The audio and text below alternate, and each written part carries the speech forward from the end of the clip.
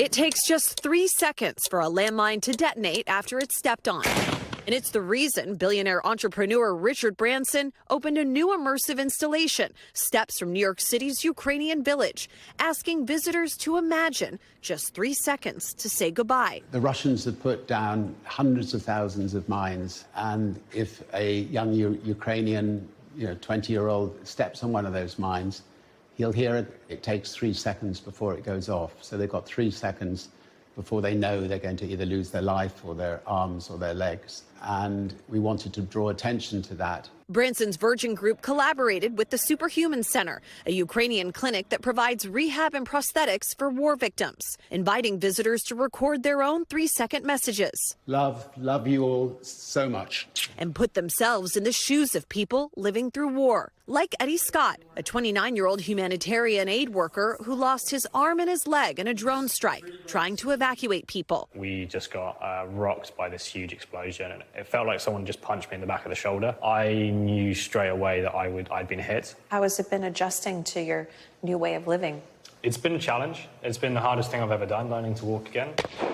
Ukraine is the most landmine-contaminated country in the world, with roughly 30% of its territory filled, an area larger than Greece, according to the UN and the Ukrainian government. And since the war began, the Superhuman Center says 80,000 Ukrainians require prosthetics due to war-related injuries. And for Branson, it's not just personal, it's political. We want to keep Ukraine on the front of news stories. We want our leaders to keep supporting Ukraine. Putin is not going to acknowledge that he made a mistake, and it's up to the West to help Ukraine get their territory back. This an important moment for Branson, whose late friend Princess Diana made her famous walk through a minefield in Angola in 1997. I used to be on Princess Diana's mining foundation where she was trying to get rid of mines. In those days, mines in Africa. I never dreamt that 30 years later I'd be talking about mines all over Europe. In 2022, NBC News reported on local efforts to remove mines from Ukraine's farmland. The farmers here, they say they keep finding bits of shrapnel. Organizations on the ground are working to clean up some of these mines.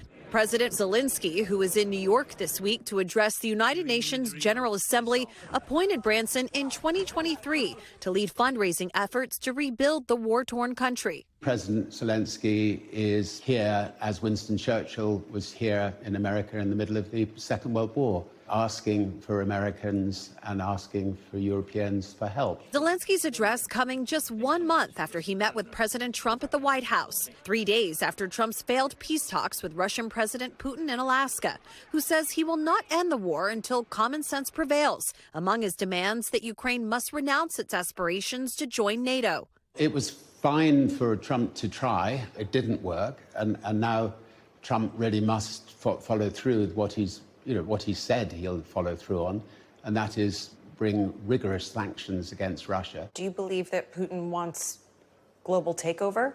I am absolutely certain if Putin could click his fingers and run the world, he would love nothing better. Would you compare him to Hitler? Yes, I mean, the way he's behaving is exactly as Hitler behaved at the beginning of the Second World War. Even after such a traumatic experience, Scott says he's still going home to Ukraine. I went from knowing nothing about Ukraine to it being my home, and now I've been living there 3 years. I have a Ukrainian goddaughter. It's home for me. Branson and Scott hoping this temporary exhibit puts a face on the human cost of war and leaves a lasting impact. Our Chloe Melas is joining us now. Chloe, you recorded a message too, right? I did. Sir Richard Branson asked me if I would go step inside the booth, and I didn't realize just how emotional I would become. Take a look. Mommy loves you so, so much. Please don't forget me. I love you so much.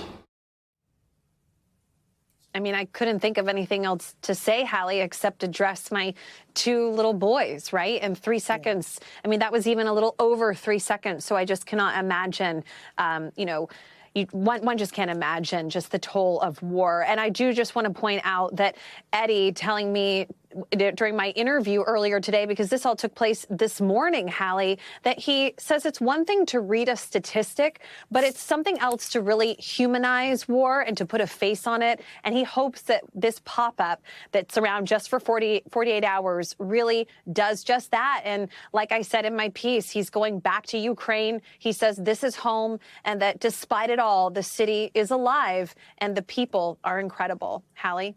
Chloe Melas, thank you very much. We thank you for watching, and remember, stay updated on breaking news and top stories on the NBC News app or watch live on our YouTube channel.